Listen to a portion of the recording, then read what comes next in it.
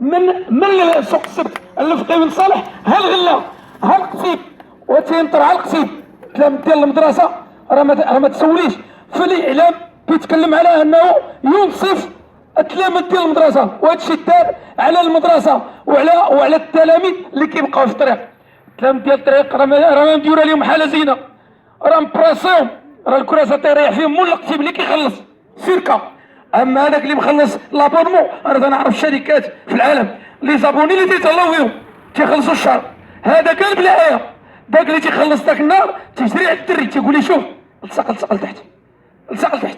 واش هذا اللي غيتسقل تحت ما مخلصش 124 درهم؟ وبالله عليك مخلص 124 درهم ديال لابونمون ديال الشهر وتيبراسي فيه داير الرقم 7 مثلا الخط ديال حد بوعكبه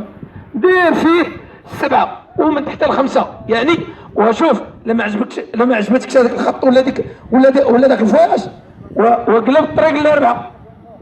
يعني غادي ينزل الورقه ديال الاربعه غيحطها فوق السبعه وهو في طريقه للاربعه فقيه بن صالح.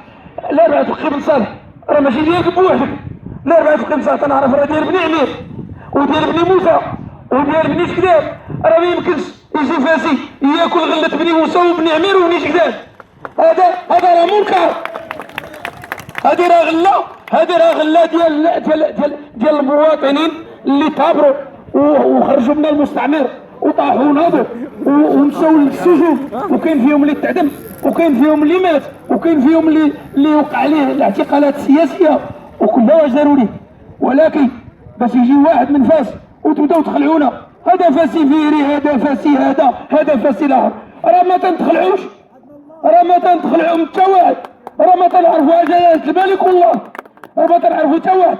راه حنا لا قلتو لنا فاسي فيري انا بعدا انا داز من حدايا راه السلام ما نتشركاش معاه وتنقسم ليك على هذا الهضر،